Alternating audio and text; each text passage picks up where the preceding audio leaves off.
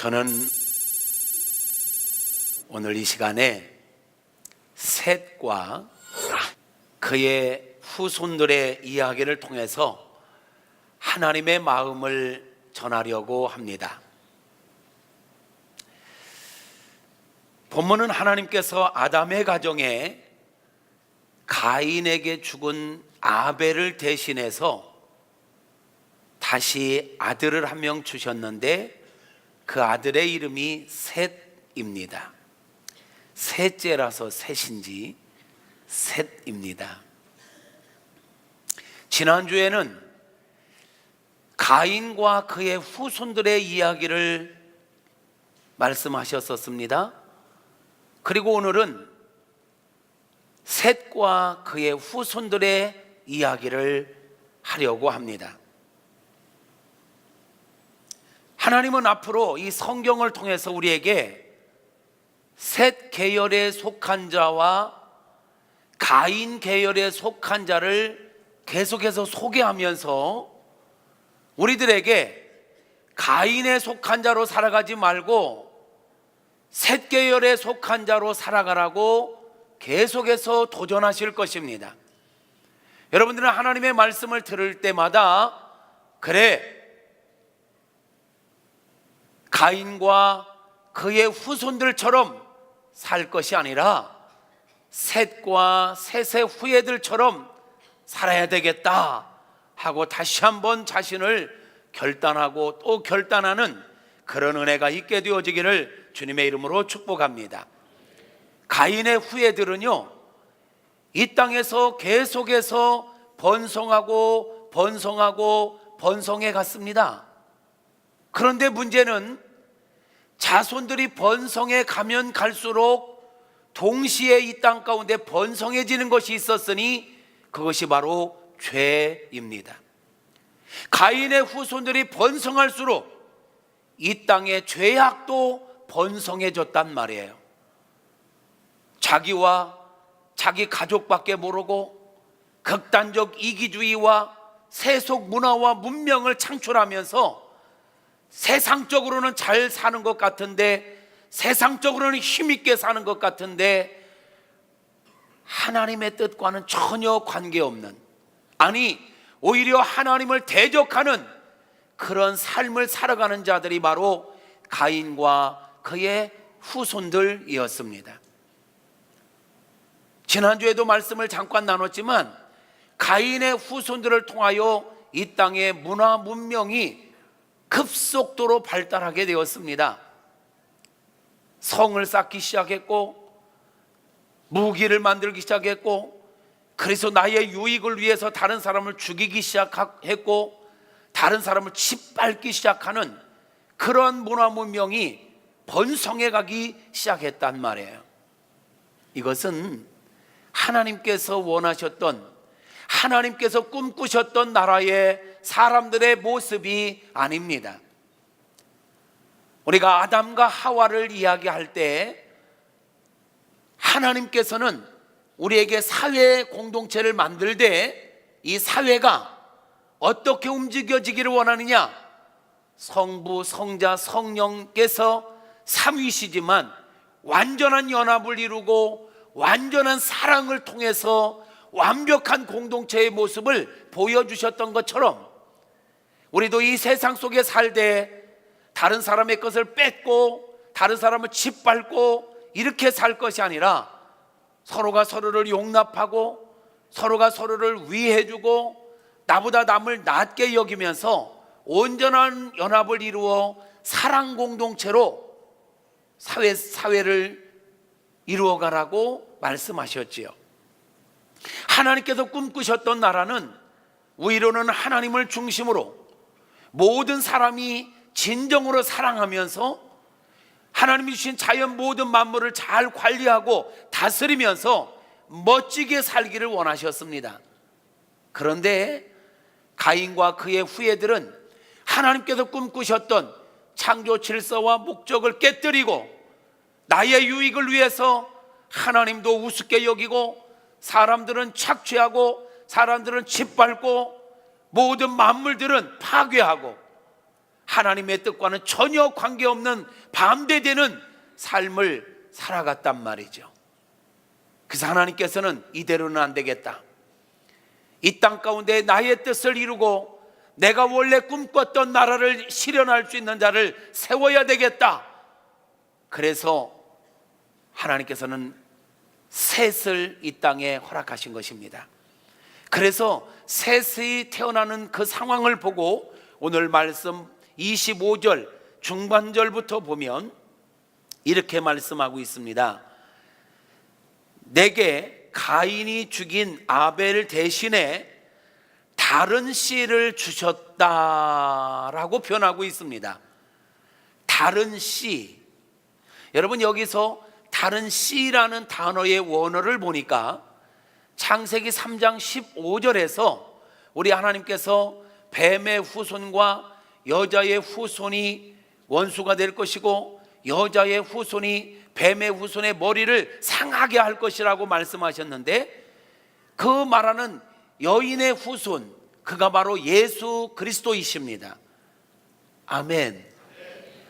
그 예수 그리스도를 상징하는 여인의 후손이라는 단어와 다른 씨라는 단어가 같은 단어를 쓰고 있어요. 그러니까 가인과 그의 후손들을 통해서 망가져버리는 이 세상에 구원자 같은 존재로 새로운 하나님의 비전을 이루어갈 구속사역의 주인공으로 셋을 하나님께서 이 땅에 보내셨다라는 것입니다.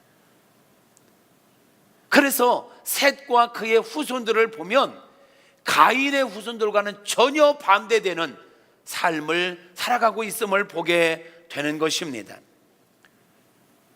셋과 그의 후손들은 가인의 후손들이 세상의 향락에 빠져서 세상 문화 문명만 창출하면서 땅의 것만 생각하고 땅의 것만 추구하는 그때에도 셋과 그의 후손들은 그에 동참하지 않고 그런 세상 풍조에 물들지 않고 세상 풍조에 따라가지 않고 오히려 위의 것을 생각하고 위의 것을 추구하며 여호와 하나님을 찬양하고 여호와 하나님께 기도하며 여호와 하나님을 예배하는 자들이었습니다.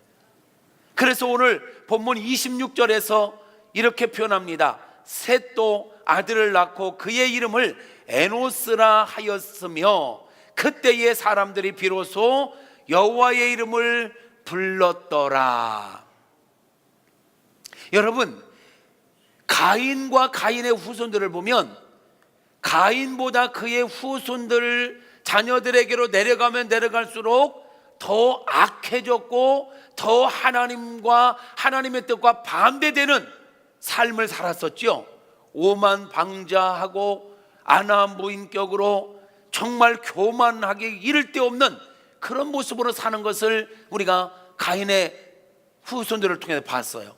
그런데 오늘 셋은 그 아들 에노스를 낳았는데 그 에노스 대에 가서 어떤 현상이 벌어졌다고요? 사람들이 비로소 여호와의 이름을 불렀다라고 말씀하고 있어요. 여호와의 이름을 불렀다는 말은 셋과 그의 아들 에노스 대에 가니까 사람들이 모여서 하나님을 찾기 시작했고 공적으로 모여서 하나님께 예배하기 시작했고 하나님을 찬양하며 기도하기 시작했다라는 것입니다. 완전히 반대되는 거예요. 가인과 그의 후손들은 가면 갈수록 교만해졌습니다. 오만해졌습니다. 하나님을 두려워하지 않았습니다. 하나님의 뜻을 정면으로 거역하면서 성을 쌓기 시작했습니다. 애녹성을 쌓았습니다. 그리고 사람들을 자기에게 조금만 해를 끼치면 사람들을 죽이기를 발이 죽여버리듯 그냥 죽여버리고 그러면서도 두려워하지 않았습니다. 가인을 범하는 자는 7배의 벌이 온다 하지만 누구든지 나를 범하는 자는 내가 77배로 갚아주리라 하면서 얼마나 교만하게 행했는지 모릅니다. 그런데 셋과 그의 후예들은요, 인간의 한계를 알았습니다. 인간은 무한한 존재가 아니라 유한한 존재다. 인간은 부족함이 있는 사람이다. 부족한 존재다. 고로 하나님의 은혜를 받아야 산다. 하나님의 은혜를 받아야 살 수 있는 존재라는 것을 깨달았습니다. 그러기에 그들은 하나님 앞에 기도하기 시작한 것입니다. 여러분 아십니까? 이 세상에 가장 교만한 사람은 기도하지 않는 사람입니다.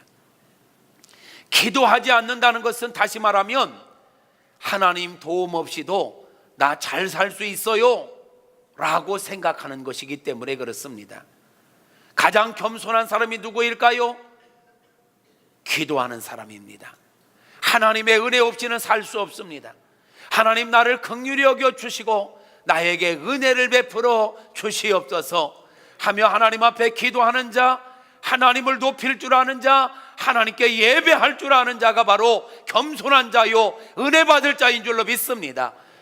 가인의 후예들은 하나님 없이도 살 수 있다고 자기들의 힘을 키웠고 무기를 만들었지만 힘센 자, 강한 자라는 뜻을 갖고 있던 라멕은 자기 힘만 믿고 살았지만 셋과 에노스는 우리의 힘으로는 아무것도 할 수 없어요, 하나님의 은혜가 필요해요 하며 함께 모여서 하나님께 예배하며 하나님께 기도하며 하나님을 찬양하는 그러한 경건한 백성들이 되었다라는 것입니다.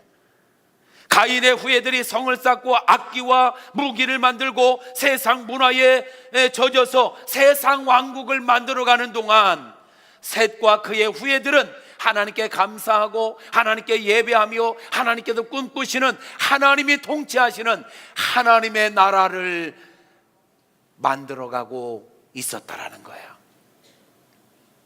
특별히 이제 5장으로 넘어가 보면 셋의 족보가 쭉 소개되고 있습니다.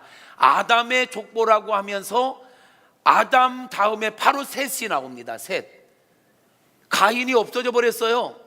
하나님께서 인정하는 백성, 하나님의 뜻을 추구하고 하나님의 구속사 지향적으로 살아가는 백성을 하나님이 인정하시는 줄로 믿습니다. 그러니까 아담의 첫째가 가인이잖아요. 그런데 5장에 가서 족보를 보면 아담이 셋을 낳고로 나갑니다. 그리고 셋의 족보를 쭉 이야기하고 있습니다. 하나님께서 인정하는 백성, 하나님께서 인정하는 사람, 하나님의 뜻대로 사는 사람입니다. 저와 여러분 하나님께 인정받는 백성들이 되어지기를 축복합니다. 세상에서 아무리 그럴듯하게 힘을 자랑하고 땅을 차지하고 모든 것을 다 가졌다 할지라도 하나님께서 인정하지 않으면 실패한 인생이 되는 것입니다. 가인과 그의 후손들이 땅을 차지했고 성을 쌓았고 악기를 만들고 물질 문명과 모든 걸 만들었지만 하나님은요 인정하지 않았습니다. 한마디로 빼버렸습니다.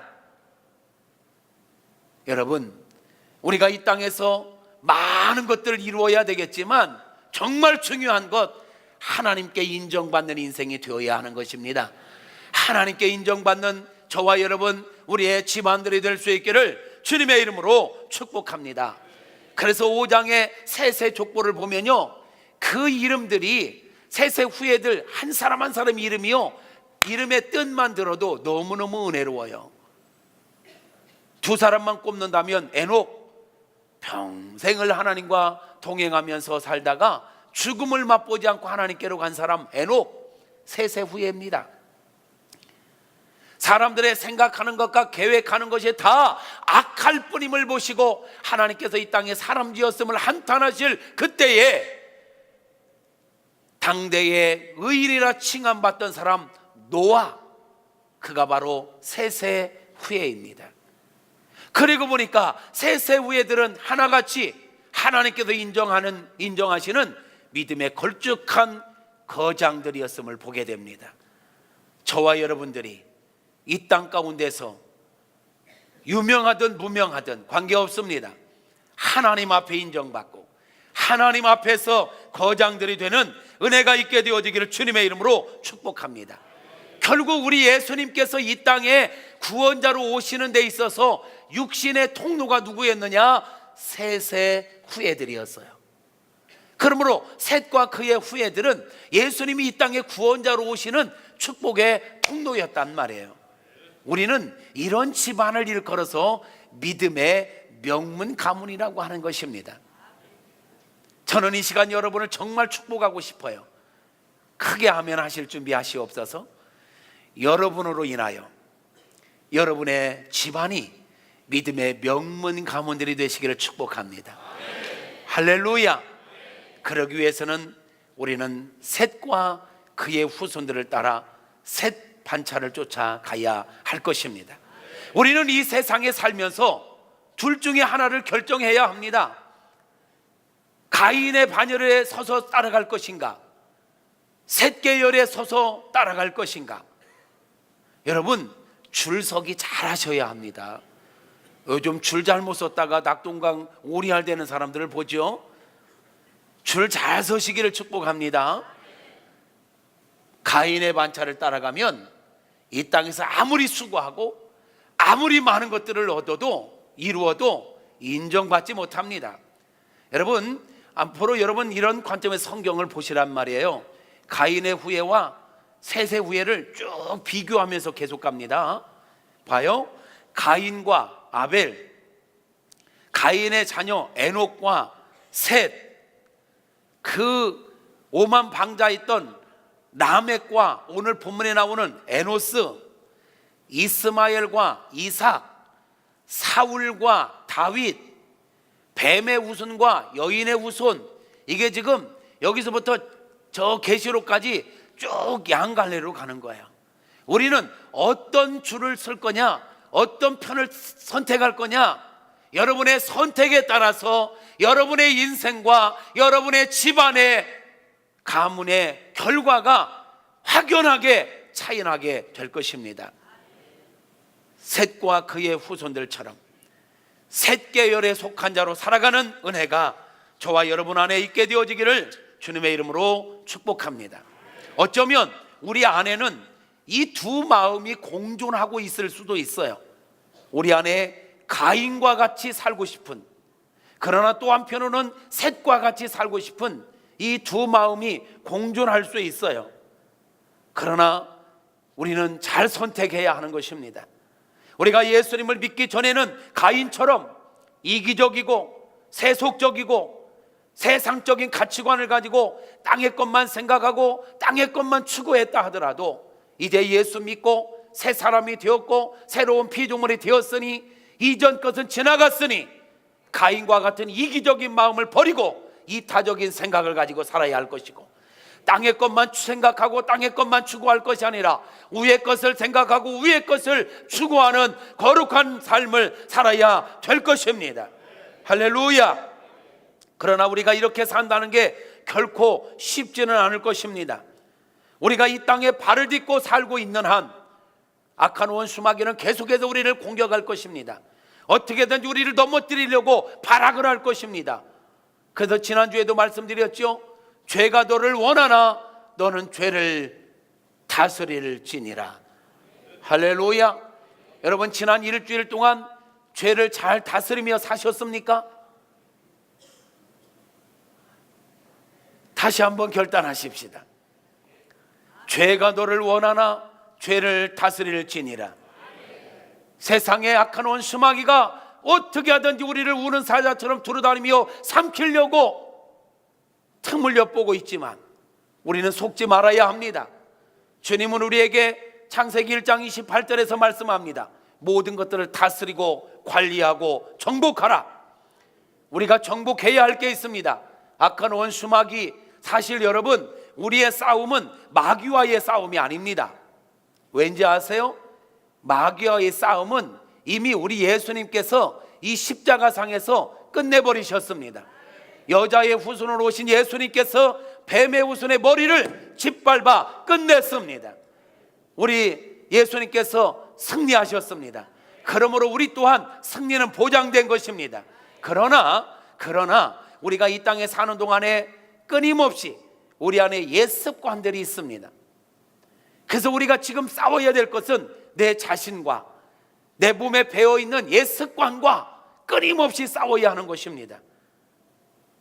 그리고 이게 결국은 우리 믿음 싸움입니다.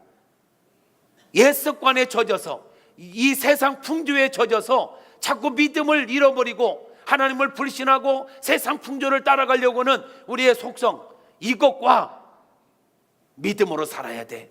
오직 의인은 믿음으로 말미암아 살리라 했으니 세상 흔들리고 사람들은 변하여도 나는 주를 섬기리 하면서 믿음으로 살고자 하는 믿음 싸움을 해야 되는 것입니다. 믿음 싸움의 승리자들이 될 수 있기를 주님의 이름으로 축복합니다. 어쨌든 우리가 셋 계열에 속한 자로 살아가겠다고 결단하지만 만만치는 않을 것입니다. 아직도 우리에게는 죄악의 쓴 뿌리들이 그냥 남아 있는 부분이 있어요. 옛 습관들이 그냥 있어요. 이걸 내버려 두면 자꾸만 우리를 넘어뜨리려고 합니다. 눈에 보이는 것, 귀에 들리는 것들이 우리를 얼마나 많이 유혹하는지 몰라요. 그러기에 우리는요, 옛사람에 머물러 있어서는 안 될 것입니다. 날마다 내가 새로운 피조물이요 새 사람이 되었다는 것을 인식하고 선포하면서 나의 혼과 육을 옛사람의 습관에 내버려 두지 말고 내 안에서 역사하시는 성령 하나님께서 다스리시도록, 통치하시도록 나의 혼과 나의 육체를 오직 성령 하나님께 굴복시키는 그런 은혜가 있어야 할 것입니다. 그러기 위해서는 날마다 여러분 기억하세요. 내가 예수 안에서 다른 씨, 새처럼 다른 씨로 우리가 거듭난 자예요. 나는 다른 씨로 새로운 피조물이요 새 사람이 되었음을 선포하십시오. 따라서 합시다. 나는 새 사람이다. 나는 새로운 피조물이 되었다. 아멘. 자꾸 그 인정해야 돼. 아침에 눈 뜨자마자 오늘 또 나는 새 사람으로서 새 사람답게 살 거다. 이렇게 딱 믿음으로 선포해 버리십시오. 아멘입니까? 새 사람이 됐다면 새 사람답게 생각하고 말하고 행동하는 거예요. 아멘. 날마다 성령 충만함을 유지하시기를 바랍니다. 그래서 요즘 계속 강조되고 있어요. 영은 우리 육체는 혼의 지배를 받고 혼은 영의 지배를 받는다. 그러므로 우리가 우선하여 관심 갖고 집중해야 될 게 뭐냐? 영적인 일이다. 영성을 강화해야 내 영이 내 혼을 지배하고 내 혼이 육을 지배하여 성령을 쫓아 사는 삶을 살게 될 것이기 때문에 그렇습니다. 사랑하는 성도 여러분, 성경은 말합니다. 육신의 것을 생각하는 사람은 결국은 사망한다. 영에 속한 사람, 하나님께 속한 사람은 하나님의 것을 추구해야 된다라고 말씀하고 있습니다. 로마서 8장 5절부터 18절의 말씀을 보면 이렇게 말씀합니다. 우리 함께 읽어볼까요? 뜻을 생각하면서 설명 다 하지 않겠습니다. 뜻을 잘 생각하십시오. 시작. 육신을 따르는 자는 육신의 일을, 영을 따르는 자는 영의 일을 생각하나니 육신의 생각은 사망이요 영의 생각은 생명과 평안이니라. 육신의 생각은 하나님과 원수가 되나니 이는 하나님의 법에 굴복하지 아니할 뿐 아니라 할 수도 없음이라. 육신에 있는 자들은 하나님을 기쁘시게 할 수 없느니라. 만일 너희 속에 하나님의 영이 거하시면 너희가 육신에 있지 아니하고 영에 있나니 누구든지 그리스도의 영이 없으면 사람이 아니니라. 또 그리스도께서 너희 안에 계시면 몸은 죄로 말미암아 죽은 것이나 영은 의로 말미암아 살아있는 것이니라. 예수를 죽은 자 가운데 살리신 이의 영이 너희 안에 거하시면 그리스도 예수를 죽은 자 가운데 살리신 이가 너희 안에 거하시는 그의 영으로 말미암아 너희 죽을 몸도 살리시니라. 그러므로 형제들아, 우리가 빚진 자로 돼 육신에게 쳐서 육신대로 살 것이 아니니라. 너희가 육신대로 살면 반드시 죽을 것이로되 영으로서 몸의 행실을 죽이면 살리니 무릇 하나님의 영으로 인도함을 받는 사람 곧 하나님의 아들이라. 너희는 다시 무소하는 종의 영을 받지 아니하고 양자의 영을 받았으므로 우리가 아빠 아버지라고 부르짖느니라. 성령이 친히 우리의 영과 더불어 우리가 하나님의 자녀인 것을 증언하시나니 자녀이면 또한 상속자 곧 하나님의 상속자요 그리스도와 함께한 상속자니 우리가 그와 함께 영광을 받기 위하여 고난도 함께 받아야 할 것이니라. 생각하건대 현재의 고난은 장차 우리에게 나타날 영광과 비교할 수 없느니라. 아멘. 할렐루야. 그렇습니다. 우리는 예수 그리스도를 믿음으로 말미암아 영원한 생명을 가진 자입니다. 하나님의 자녀가 되었습니다. 하나님 나라의 상속자입니다. 하나님의 상속자입니다. 할렐루야. 옆에 사람에게 이렇게 한번 자랑해 보세요. 이래봐도 내가 하나님의 상속자야. 좀 감동 있게 해보세요. 지금 하나님의 상속자라는 말이 뭔 말인가 모르세요? 참 좀 실감나게 해볼까요? 네, 우리가 하나님 나라를 상속받을 수 있는 상속자입니다. 우리가 이 땅에 하나님의 자녀와 상속자로 살다 보면 어려움도 있을 것입니다. 고난도 있을 것입니다. 포기할 것도 있을 것입니다. 조심해야 될 것도 있을 것입니다. 왜? 하나님의 자녀이니까. 왜? 영원한 하늘나라의 상속자니까 조심해야 되지요. 포기할 것도 있지요. 아니 어쩌면 이런 건 세상의 이치 아닙니까? 세상에 연예인만 돼도 얼마나 조심하며 삽니까? 그 인기를 유지하기 위해서 먹는 것도 조심하고요, 말하는 것도 조심하고요, 행동하는 것도 조심합니다. 정치인만 돼도, 공인만 돼도 얼마나 그 자리 때문에, 자기 어떤 신분 때문에 조심합니까? 그런데 우리가 하나님의 자녀요, 성도입니다. 하늘나라 상속자입니다. 그런 우리가 그것을 위해서 조금 헌신하는 거, 조금 고난 받는 거, 조금 포기하는 거 어쩌면 당연한 거 아닐까요? 사랑하는 성도 여러분, 우리가 이 땅에서 하나님의 자녀로, 상속자로 거룩하게 구별된 자답게 살려고 하다 보면 왜 어려움이 없겠어요? 그러니까 아까 우리가 읽었던 로마서 8장 17절 말씀에서도 우리가 영광을 얻기 위해서는 고난도 함께 받아야 된다라고 말씀하고 있지 않습니까? 여러분 착각하지 마세요. 예수 믿으면, 신앙생활하면 아무런 어려움이 없을 거라고 착각하지 마세요. 세상 사람보다 더 부지런해야 되고요, 세상 사람보다 어쩌면 좀 더 손해볼 게 있을 수도 있어요. 그러니까 시편 기자는 시편 37편에 보면 불의한 자들의 잘되고 형통함을 보고 부러워하지 마라. 일시적으로는 그들이 잘 되는 것 같지만 결과를 봐라. 들의 풀과 같이 금방 쇠잔해져 버리고 말 것이다. 하나님의 자녀로서 산다는 것은 어쩌면 맨날 손해보는 것 같고 맨날 바보처럼 당하기만 하는 것 같은데, 지나고 봐라. 시간이 지나고 봐라. 궁극적으로 승리자가 누구인가? 하나님께 속한 자가 마지막 승리자인 줄로 믿습니다. 아직 게임 끝난 거 아니에요. 아직 게임 끝난 거 아니에요. 아멘. 승리자는 우리입니다. 마지막에 우리는 승리할 것입니다. 할렐루야. 그래서 모세는요, 히브리서 11장 24절부터 28절을 보니까 이렇게 말씀하고 있어요. 믿음으로 산다는 게 뭘까?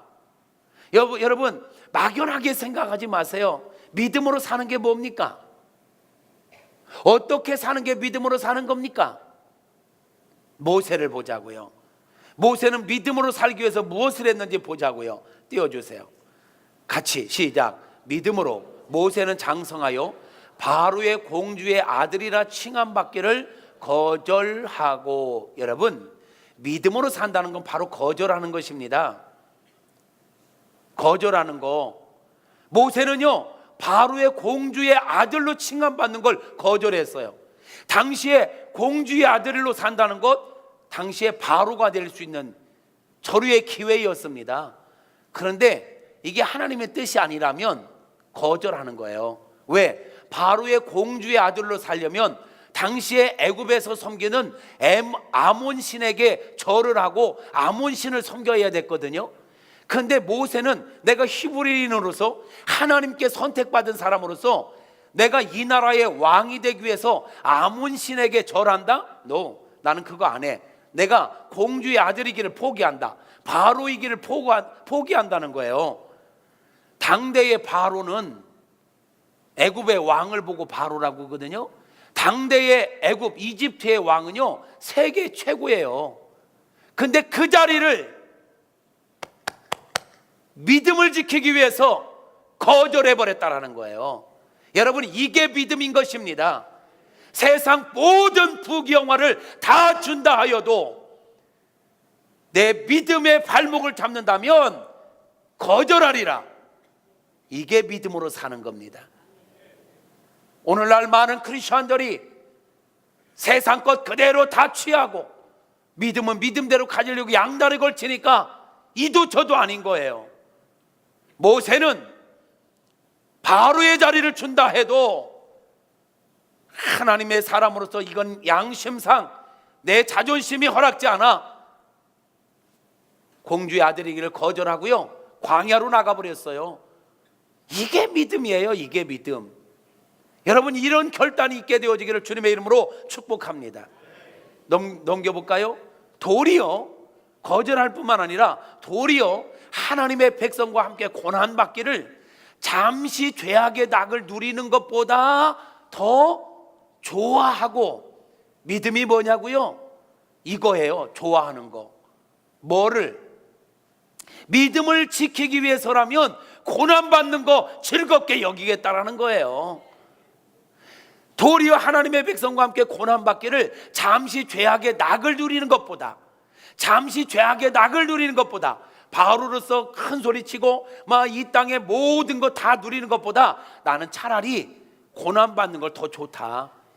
여러분, 이게 바로 믿음으로 사는 것입니다. 모세가 그냥 모세가 아니에요. 이렇게 거절할 걸 거절할 줄 알고 좋아할 걸 좋아할 줄 아는 사람. 그 다음 넘겨보세요. 그리스도를 위하여 받는 수모를, 신앙 때문에 받는 수모를 애굽의 모든 보화보다도 더 큰 재물로 여겼다. 이게 바로 신앙이에요. 여기는 것. 내가 무엇을 더 중요하게 여겨야 할지를 아는 거예요. 애굽의 모든 보화보다도 그리스도를 위해서 받는 수모를, 핍박을, 고난을, 광야의 그 고난을 더 귀하게 여길 줄 아는 것. 이게 믿음으로 사는 겁니다, 여러분. 오늘날 우리는요, 예수님 때문에 조그만 말만 듣고 조금만 힘들어도 에이, 신앙생활 못해 먹겠다. 직분 감당하면서 조금만 어려도 에이, 못해 먹겠다. 이놈 거 힘들어 죽겠는데 이것까지 내가 왜 해야 돼? 이게 지금 모세하고 너무 차이 나지 않습니까? 믿음으로 산다는 건 추상적인 게 아니거든요, 여러분. 넘겨봅시다. 그럴 수 있었던 게 뭔지 아십니까? 이는 상주심을 바라봄이라. 신앙생활이 뭐냐? 바라보는 것입니다. 아멘. 바라보는 거예요. 우리의 수고가 결코 헛되지 않습니다. 우리의 헌신이 결코 헛되지 않습니다. 그리스도 때문에 수모 당하는 거 그거 좋아했는데 그건 일시적이에요. 애굽의 모든 보화보다도 오히려 수모 받는 걸 좋아할 수 있다. 어떤 바보가 그러냔 말이야. 이게 바보가 아니에요. 상 주시는 이심을 바라보기 때문에 그럴 수 있는 거예요. 그 예수님께서 복음서에서 천국은 이와 같으니 밭에 감추인 보화를 발견한 자와 같다. 밭을 갈다 보니까 보화가 발견됐어요. 파묻어 놓고 가서 자기가 갖고 있는 모든 것 다 팔아가지고 이 밭을 샀다라는 거야. 이 보화를 발견하지 않은 사람이 볼 때는 자기가 정든 모든 것, 자기가 아끼던 모든 것 파는 게 이해가 안 돼. 근데 이 보화를 발견한 사람은 충분한 이유가 있는 거예요. 아멘입니까? 여러분, 신앙생활이라는 건 바로 이런 거예요. 천국의 보화를 발견했다면 덜 중요하게 여기지는 걸 거절할 줄도 알고 좀 힘들어도 그거 감당할 줄도 아는 것, 이게 신앙생활인 것입니다. 이 보화가 있는 밭을 살려면 기꺼이 이거 팔아야지요. 원숭이처럼 바나나를 잡기 위해서, 바나나를 먹기 위해서 좁은 입구에 손을 넣어갖고 딱 잡고 손을 빼려니까 이거를 잡고는 절대 안 빠지는 거야. 이 원숭이 사냥은 이렇게 한다는 거잖아요. 이놈이 도망가려면 이걸 놓고 다시 손을 이렇게 해야 빼고 도망가는데 죽어도 못 놔. 그럼 죽어야지. 오늘날 우리의 신앙생활이 이러하지 않은지요? 땅에 걸로 와야 되는데 누구든지 나를 따르려거든 자기를 부인하고 나를 따르라 하시는데 나는 죽어도 부인 못해. 이걸 붙잡고 어떻게 신앙생활을 할 수 있단 말입니까? 그러니 군중으로 사는 거예요. 제자가 아니라. 주님 곁에는 군중이 있었어요. 군중은 예수님에게 나오는 목적이 자기의 필요를 채우기 위해서입니다. 자기의 필요가 다 채워지면 언제든지 떠나요. 그리고 자기가 원했던 게 안 되면 그냥 떠나는 게 군중이에요. 그러나 제자는요, 내 필요를 채우려고 하는 게 아니라 주님의 뜻을 알고 주님의 뜻 앞에 나의 뜻을 굴복시켜서 순종하려고 따르는 것, 이게 제자예요. 여러분은 군중이십니까? 제자이십니까? 제자로 살아가려면 상 주시는 하나님을 분명하게 바라보는 믿음이 있어야 이게 가능한 것입니다. 넘겨보세요. 믿음으로 애굽을 떠나 왕의 노함을 무서워하지 아니하고 곧 보이지 아니하는 자를 보는 것 같이 하여 참았으며. 믿음이 뭐냐? 참는 것입니다. 두려워하지 않고 조급해하지 않고 상 주시는 이심을 바라보며 보이지 아니하는 자를 보는 것 같이 하여, 내 눈으로, 육신의 눈으로는 하나님 보이지 않지만 하나님은 어떤 분이십니까? 우리의 모든 걸 보고 듣고 알고 계시는 하나님. 그 하나님을 보는 것처럼 영의 눈으로 보고 오늘의 어려움을, 오늘의 유혹을 참는 거예요. 참는 거예요. 힘이 없어서 참는 게 아니에요. 능력이 없어서 어쩔 수 없어서 참는 게 아니에요. 믿음이 있기 때문에 참는 거예요. 이게 믿음으로 사는 거예요. 하나만 더 봅시다. 믿음으로 유월절과 피 뿌리는 예를 정하였으니. 믿음으로 사는 게 뭔지 아십니까? 예를 정하는 것입니다. 모세는요, 유월절과 피 뿌리는 예를, 원칙을, 신앙생활의 원칙을 정했다라는 거예요. 신앙생활이 뭐냐? 이걸 정하는 게 신앙생활인 거예요.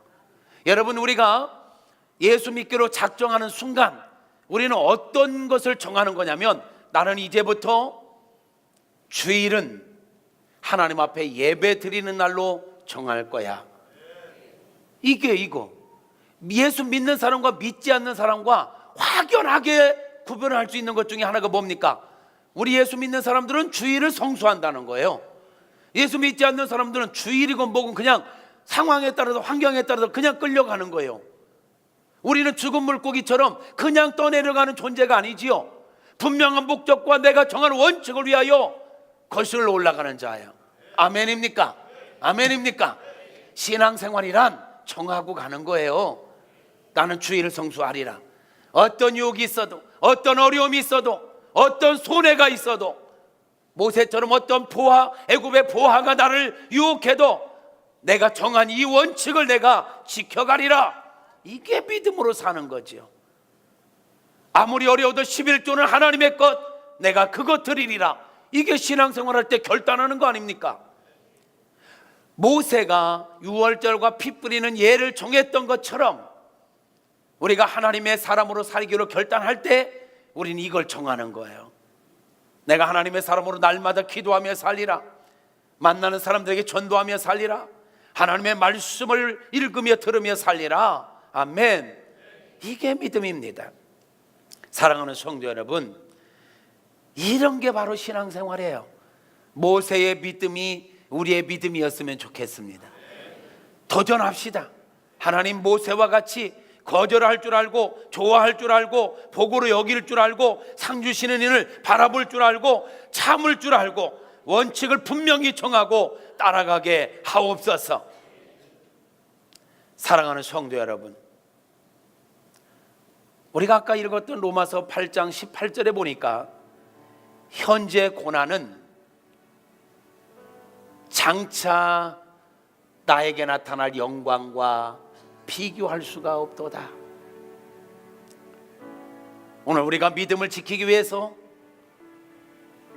주일을 성수하고 11조를 드리며 여러 사명 따라 직분을 감당하는 게 힘들고 어려워도 장차 나에게 나타날 영광과 비교할 수가 없도다. 이 믿음,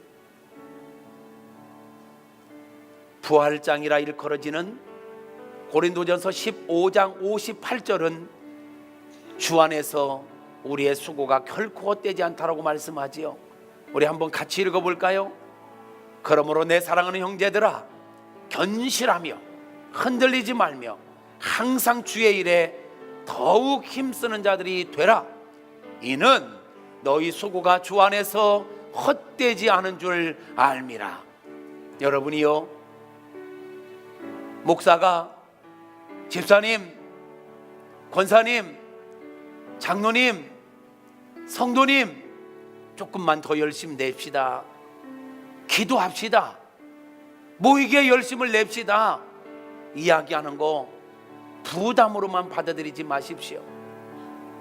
성경이 지금 그걸 얘기하고 있지 않습니까? 주의 일에 더욱 힘쓰는 자들이 되라고. 바쁜 줄 압니다. 피곤한 줄 압니다. 우리 성도님들, 여러분들의 삶이 전쟁하듯이 사는 거 압니다. 그래도 영적인 일에 더욱 힘써야만 우리 영이 살고 우리가 셋계열에 속한 자로 살 수 있기에 마음이 무겁지만, 여러분 정말 안타깝지만 애타게 권면하는 것입니다. 힘을 내자고, 다시 한번 힘을 내자고 주님의 음성으로 들었으면 좋겠습니다. 목사님은 우리가 지금 얼마나 힘들게 사는지도 모르는지 맨날 이렇게 쪼이느냐고. 좋은 목사는 들들 볶는 목사래요. 나는 너무 마음이 약해가지고 볶지를 못해서 문제야. 지금 이 웃음은 인정하는 웃음이 아닌 것 같아. 마음이 좀 더 독해졌으면 좋겠어. 막 인정사정 볼 것 없다. 막 이렇게 몰아붙여야 되는데. 여러분 힘내십시오. 주님이 아십니다. 우리의 수고가 결코 주 안에서 헛되지 않을 것입니다. 신앙생활이 벅차게 느껴지십니까? 거룩하게 살고 구별되게 사는 것이 어렵습니까? 사명이, 여러분 가진 직분이 버겁게만 느껴지십니까? 영적인 일은 영적인 은혜가 있어야 감당할 수 있다고 성경은 말합니다. 겸손히 은혜를 구하십시다. 힘들어, 버거워, 피하고 싶어 라고만 하지 말고, 버겁게 느껴진다면, 힘들게 느껴진다면 은혜의 보좌 앞에 나오십시오. 은혜를 구하십시오. 주님이 은혜를 주실 것입니다. 우리가 은혜 받으면 신앙생활이 재밌어집니다. 직분 감당 쉬워질 것입니다. 억지가 아니라 되어지는 신앙생활 할 수 있게 될 것입니다. 죄도 이길 것이고요, 내 습관도 이길 것이고요, 승리하는 인생이 될 것입니다. 승리하는 인생 꼭 되시기를 주님의 이름으로 축복합니다. 사랑하는 성도 여러분, 셋계열에 속한 자로 믿음의 명문 가문을 이루어 나가는 저와 여러분 모두가 되십시다. 할렐루야.